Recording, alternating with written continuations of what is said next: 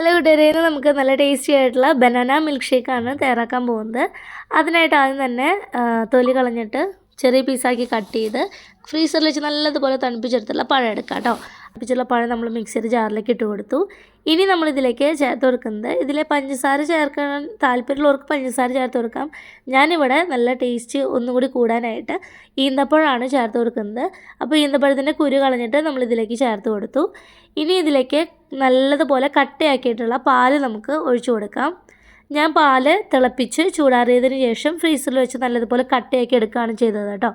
അങ്ങനെ കട്ടയാക്കിയിട്ടുള്ള പാല് നമ്മൾ മിക്സിയിലേക്ക് ഇട്ട് കൊടുത്തു. ഇനി ഇത് നല്ലതുപോലെ ഒന്ന് അടിച്ചെടുക്കാം. ഈ ഒരു സമയത്ത് നിങ്ങൾക്ക് പഞ്ചസാര ചേർക്കണം എന്നുള്ളവർ, മധുരം ഒത്തിരി ഇഷ്ടമാണ്, പഞ്ചസാര ചേർക്കണം എന്നുണ്ടെങ്കിൽ ചേർത്ത് കൊടുക്കാം. അല്ലെങ്കിൽ തേൻ ചേർക്കണമെങ്കിൽ തേൻ ചേർക്കാം കേട്ടോ.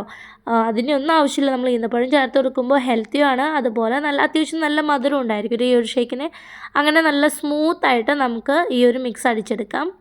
അപ്പോൾ ഇത്രയേ ഉള്ളൂ നമ്മുടെ ബനാന മിൽക്ക് ഷേക്ക് എന്ന് പറയുന്നത്. ഇനി ഇത് നമുക്ക് സെർവിങ് ഗ്ലാസ്സിലോട്ട് മാറ്റാം. ഇത് സെർവ് ചെയ്യുന്ന സമയത്ത് അതിലേക്ക് കുറച്ച് വറുത്ത കപ്പലണ്ടി ഇട്ട് കൊടുക്കുകയാണെന്നുണ്ടെങ്കിൽ ഒന്നുകൂടി ടേസ്റ്റിയാണ് കേട്ടോ. നല്ല രസമാണ് കഴിക്കാനായിട്ട്. ഈ ഒരു ബനാന മിൽക്ക് ഷേക്കിൻ്റെ കൂടെയൊക്കെ കപ്പലണ്ടി ഇട്ടിട്ട് അതുകൂടി കഴിക്കുമ്പോൾ അടിപൊളിയാണ് കേട്ടോ. അപ്പോൾ എല്ലാവരും ട്രൈ ചെയ്ത് നോക്കുക. ഈ ഒരു ചൂട് സമയത്തൊക്കെ കഴിക്കാൻ പറ്റിയ അടിപൊളി ഷേക്കാണ്. വളരെ ഹെൽത്തിയുമാണ്, അതുപോലെ വളരെ ടേസ്റ്റിയാണ് കേട്ടോ ഈ ഒരു ഷേക്ക് കഴിക്കാനായിട്ട്.